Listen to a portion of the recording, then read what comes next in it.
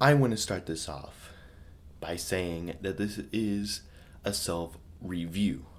I know that this could come off as endless self-promotion, and that may be part of it, but I want to treat this like I would treat any other piece of media. The next step forward is an action-adventure, science fiction with a little bit of fantasy thrown in for good measure story. It follows 3 agents of a fictitious government agency, the International Security and Protection Foundation, Isaac and Faye Ramos, Lieutenant Pedro Alfaro, as well as 2 CIA agents, Susan Monroe and Anna Graham Bell. Hey, wait a minute. As they follow 2 steps behind the antagonists, Silos, Soren Alburo, and Adam Martindale, all culminating in a flying factory for robots. That's pretty much all you need to know, so I see no reason to get started on the synopsis.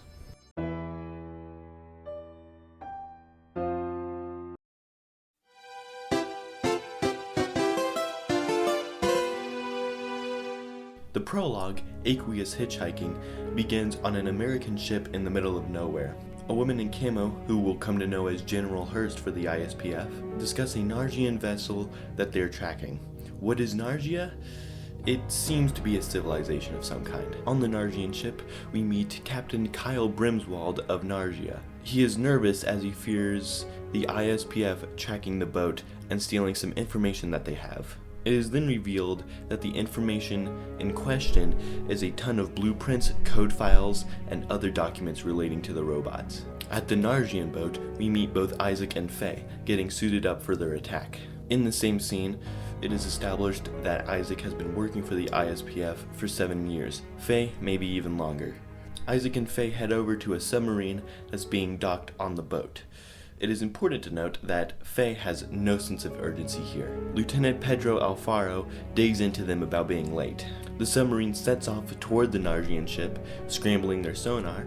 Once they reach the ship, they get onto it using grappling hooks. Everybody does except Pedro, who stands back in the sub.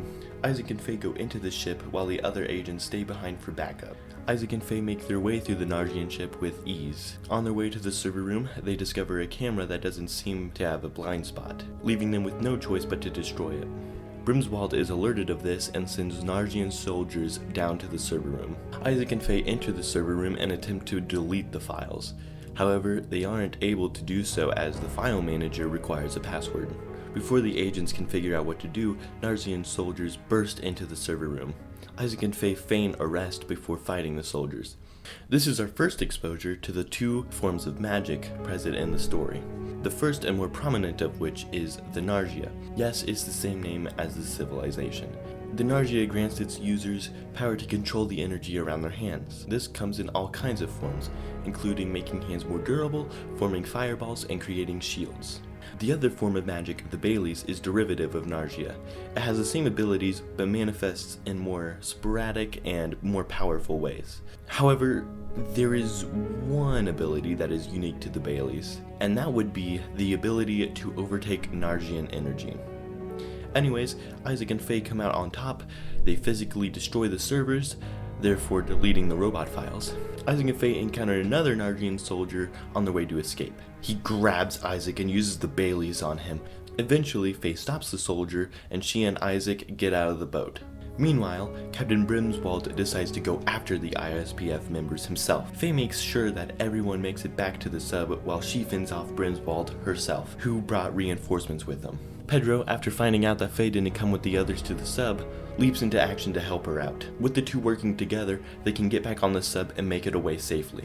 However, a helicopter lands on the boat, and a cyborg, who we later know is Soren Alburo, emerges.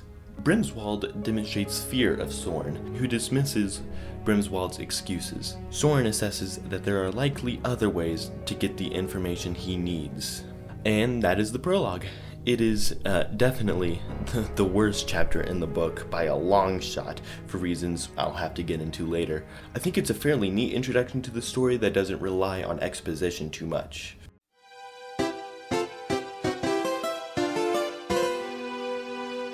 This brings us to Chapter 1, Turning Tables, which starts with showing a small island in the ocean. We see a statue that is an adaptation of cave art from a Nargian tribe. This implies that the Nargian tribe is where all of this started to begin with. We then meet CIA agent Susan Monroe flying into the island on a private jet. The jet lands and Susan is escorted into a limo. The limo goes over to a government building. Susan is escorted through the government building to someone known as the Promise Keeper. We also find out that Susan is undercover as U.S. Governor Bertrug. Once we meet the Promise Keeper, Adam Martindale, we also see a pretty interesting painting.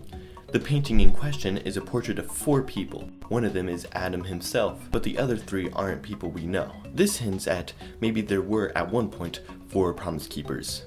What happened to the other 3 is unknown. Susan interrogates Adam Martindale about many of his recent actions.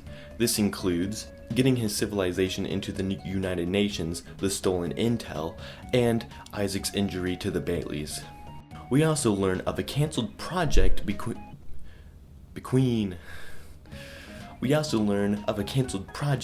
the United States and Nargia that will become very important. This project is the origin of the files from the prologue. This interrogation culminates in the arrest of Adam Martindale, a very public arrest at that.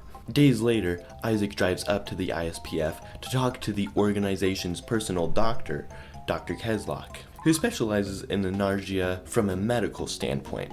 Keslock, after running some tests, tells Isaac that his human side will make a full recovery with time. However, his Nargian side will never reach the strength it once had. It will recover, just not fully. This hurts Isaac deeply, as in his mind, he will be losing a part of himself. Pedro, filled to the knees in paperwork, stayed at work all night. After getting a call from his wife, he eventually goes home and spends some time with his family. Isaac tells Faye about everything, and they have a heart-to-heart. Faye blames herself for what happened to Isaac.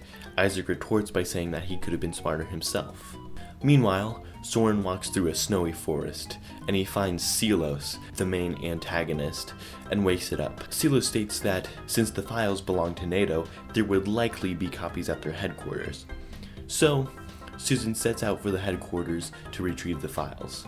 The next day, news stations are covering Adam's arrest, stating that the last Promise Keeper was arrested for stealing secrets from the United Nations. This all but confirms that the people in the portrait from earlier were all Promise Keepers. Faye and Isaac are brainstorming ways to help train Isaac's Nargia back to a better state. Pedro visits to check up on Isaac, and he decides to help him out by getting in touch with a friend who teaches kids how to control their abilities, sort of like physical therapy. Once Pedro leaves, it is revealed on the news that Captain Brimswald has been broken out of jail. In Belgium, Brimswald and Soren, who broke Brimswald out of jail, discuss their plan to attack NATO headquarters. I say discuss, but it's more like Soren bullying Brimswald into doing it. The two do invade NATO in a scene that is pretty reminiscent of the prologue. We see that Soren can use the Baileys like it's nothing, something that is later revealed to be an abnormality. This chapter ends off with Soren successfully obtaining the files as guards approach the area. It is also revealed that the project that Susan mentioned earlier is called Project Itiitis. This chapter is pretty alright. It spends most of the time setting up other things in the story. This causes a bit of a weird effect where it feels like both a lot and nothing is happening.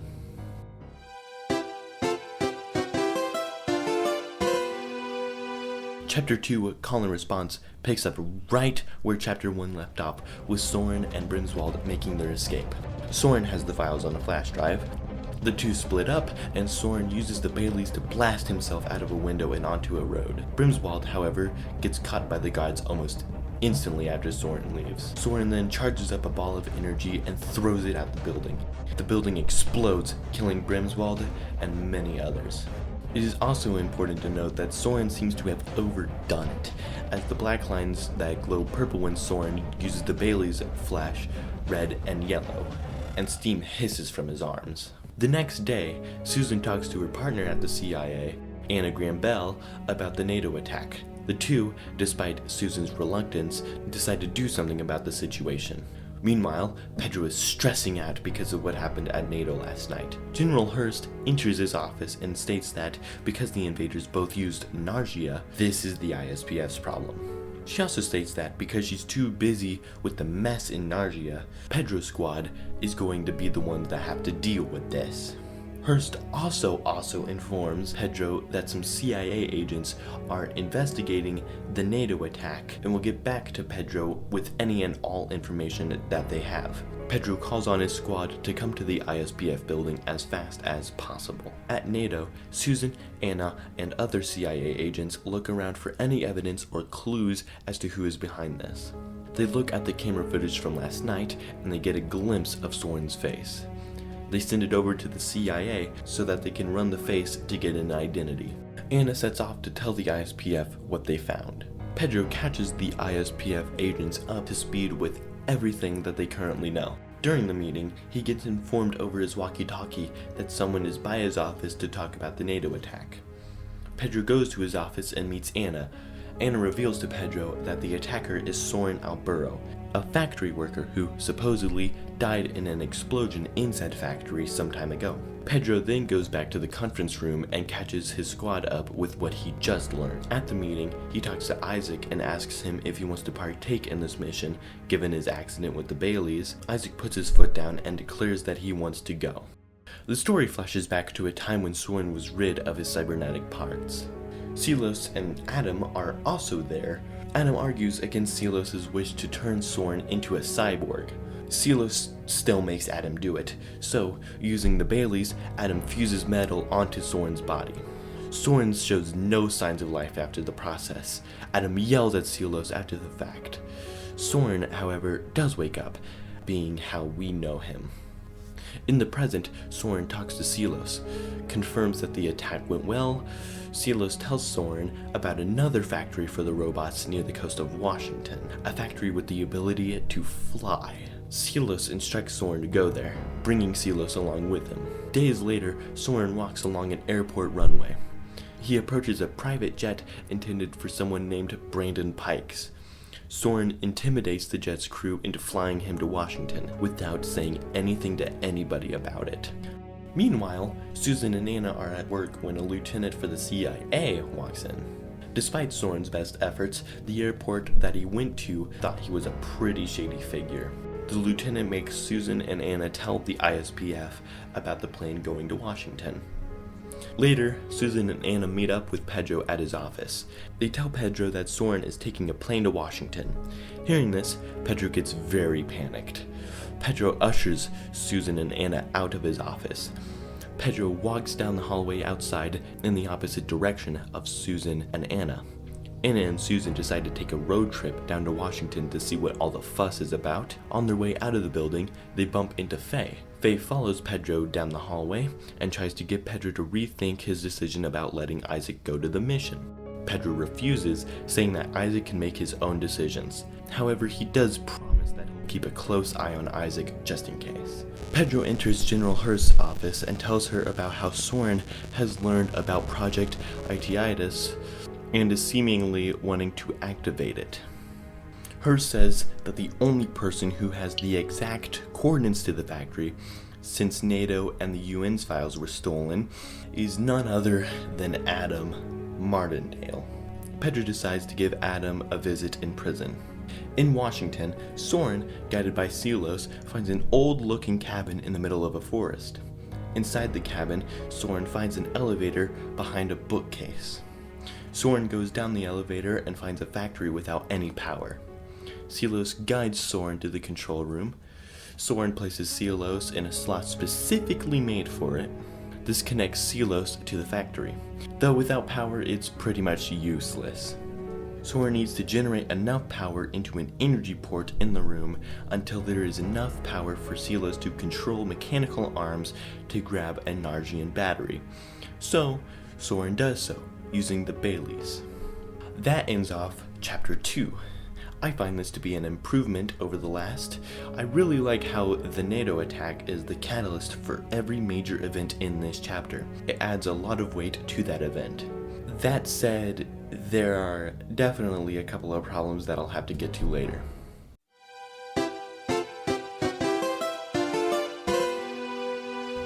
Chapter 3 starts with Pedro visiting Adam in prison. Adam negotiates with Pedro into letting him join the mission, just to give his people some hope. Adam, however, doesn't know the coordinates by memory, so Pedro needs to go all the way to Nargia to get the coordinates from Adam's computer.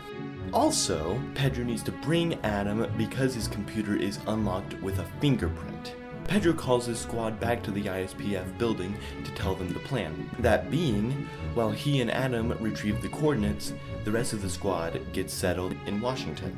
Elsewhere, Soren finishes jump-starting the flying factory, giving Silos enough energy to plug in a Nargian battery. Silos tells Soren that it will take a couple days before the factory is ready to be in the air.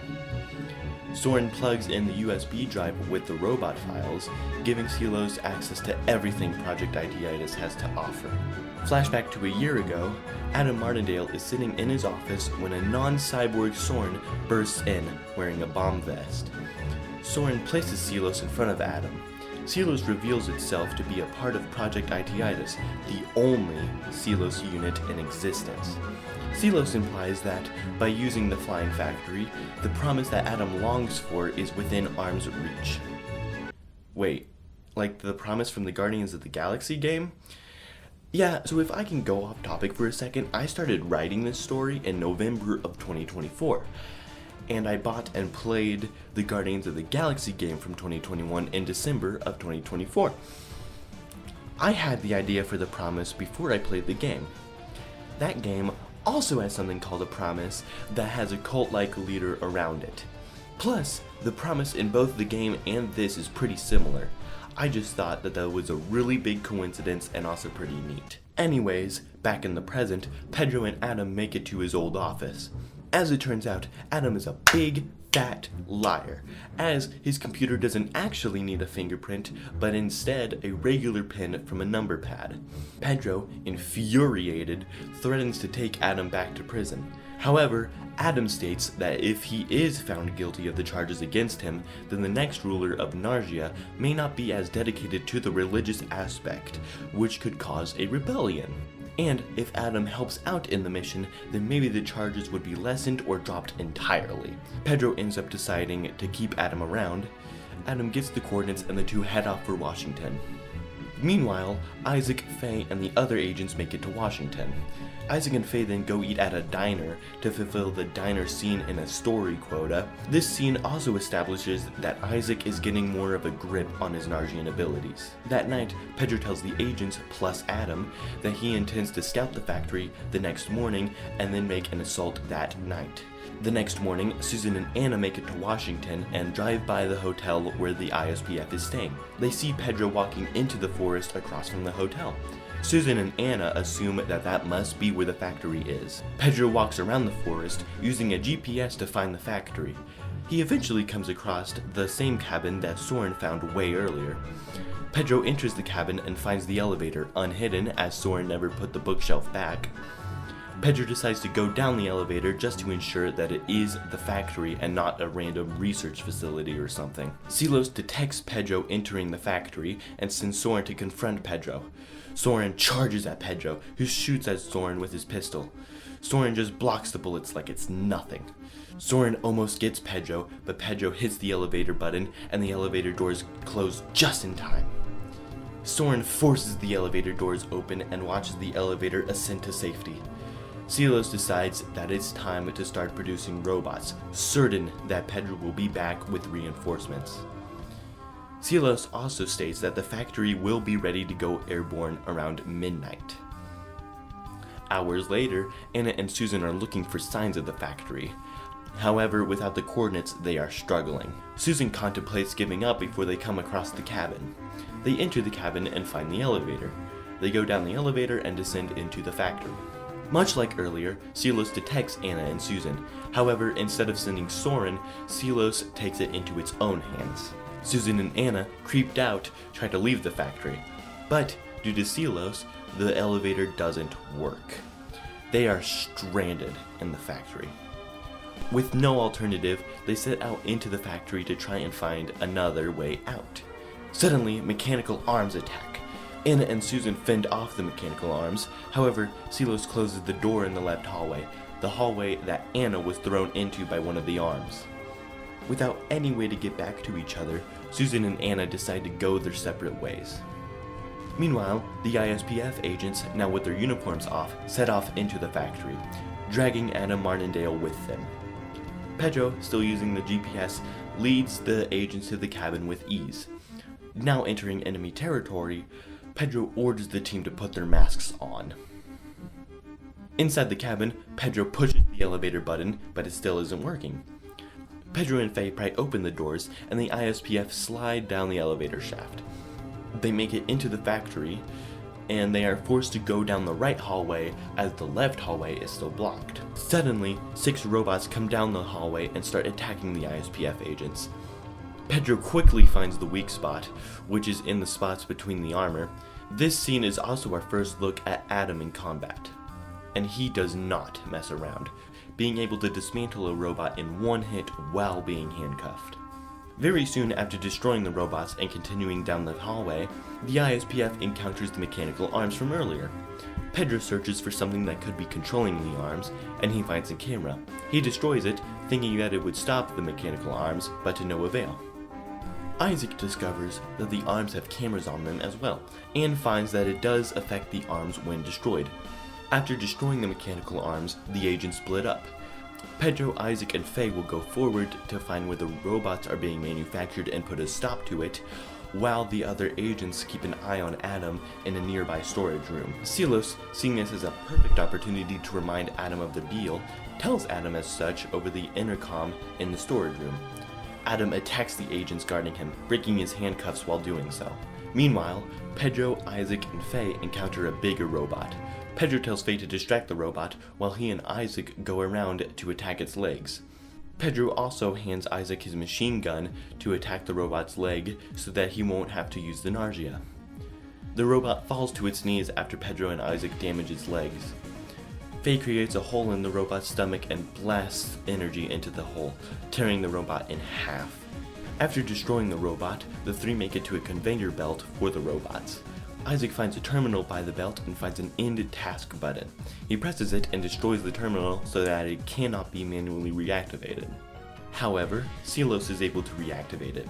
Pedro sets off to see if there's another terminal and walks up a ladder and on a catwalk. He finds a door and looks through its window and is horrified to see what's on the other side.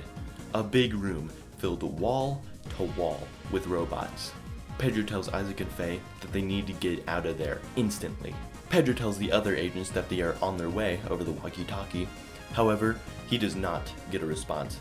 Pedro immediately knows that Adam did something and starts running towards the storage room. Isaac and Faye join Pedro in the running. Meanwhile, Silos states that it is sending 2 robots to retrieve Anna so that Silos can try to convince Anna to be its ally. Pedro, Isaac, and Faye find the bodies of the other agents, and Adam is being smug about it, infuriating them. Faye almost jumps into combat with Adam, but suddenly Susan shows up. Susan fires her gun at Adam, who blocks the bullet, and as it turns out, that was the only bullet that Susan had in her clip. Adam fights Pedro, Isaac, Faye, and Susan and wipes the floor with them. At one point, Adam is cornered by Isaac, Pedro, and Susan with a reloaded gun and decides to bring out the Baileys. He destroys Susan's gun, knocks Pedro out, and slowly approaches Isaac, who is paralyzed at the sight of the Baileys. Faye jumps in and gets a hit on Adam. Suddenly, the factory starts vibrating violently. It started liftoff. Adam tries to convince Faye that this is right and that this will bring the promise.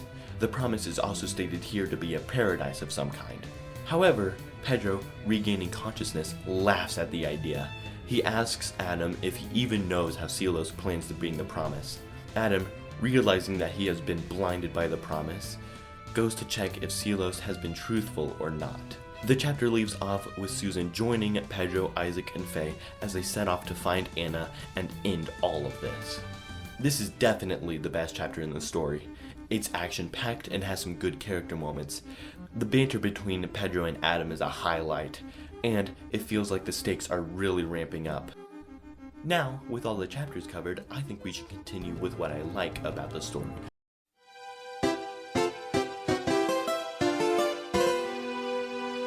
One thing that I really like is how each character is different. Isaac has to deal with not being able to use the Nargia as much. Faye is a standard ISPF agent, Pedro is shown to prefer regular weapons over Nargia, and Susan and Anna are both purely human characters in the story. But they are also polar opposites, as Anna bites off more than she can chew, and Susan doesn't really want to get mixed up in any of this. They each bring something different, especially when it comes to the action scenes. I also enjoy a lot of the banter here. As I mentioned, Pedro and Adam have a very amusing dynamic, but Isaac and Faye also bounce off of each other really well. The action here is also pretty neat, especially the fights in Chapter 3, when what the Nargia can do is a lot more streamlined. You can feel the power difference in Adam's fight, like when he breaks Pedro's shield with the Baileys and just overall dominates that fight. The dialogue, while not being amazing or anything, isn't all that cringeworthy. Outside of the prologue, but we'll get to that later. And by later, I mean right now, as it is time to talk about the not so good stuff. Like I said earlier, the prologue is a bit of a hot mess. To start, Faye and Pedro seem a bit Flanderized. Faye isn't really all that likable in the lead up to the boat invasion, and Pedro, his get business done attitude is exchanged here for a much more gruff and sassy personality. If there is one thing that I think Pedro is absolutely not, it is sassy, especially not on the job. Isaac is just not the same guy. In Chapter 3, Isaac is presented as a very competent and intelligent member of the ISPF, being the first one to spot the cameras on the mechanical arms. However, despite working for the ISPF for 7 years, he cannot zip the zipper on his uniform without having some difficulty. So much so that it causes Faye and Isaac to be late on their way to the submarine. This level of clumsiness is never shown or mentioned again in the story after this chapter. And there is one moment where Isaac is interrogating a Nargian soldier about the location of the server room, and after not getting the info that he needs, he just breaks the soldier's arm and knocks him out? That is just so rash for him that even Faye calls it out. This Isaac would have jumped in with Faye and prematurely attacking Adam rather than holding her back. There are also some things that just never come back, such as the grappling hooks, throwing knives, and the Nargian ability to absorb energy and blast it back out. As I mentioned, this chapter's dialogue is also just not my favorite. Overall, this story has a first draft feel to it, and this chapter is the pinnacle of that. There are also some things mentioned in the other chapters, such as Silo says that the factory is located in the ocean even though it's underground. Susan and Anna know that it's a factory in Chapter 3, even though they have never learned that. It is never shown how the factory got into the air, despite being underground. It's also never explained why there is a flying robot factory, and why there are bigger versions of the robots present. However, those last two probably stem from the fact that this is not a finished story. That is pretty much all I have to say about the story right now. I think that it is pretty alright. It's not a masterpiece or anything, not even close. But once you get past the prologue, it's pretty enjoyable. With some revisions, this could end up being pretty good. I have no idea how else to wrap this up, so bye.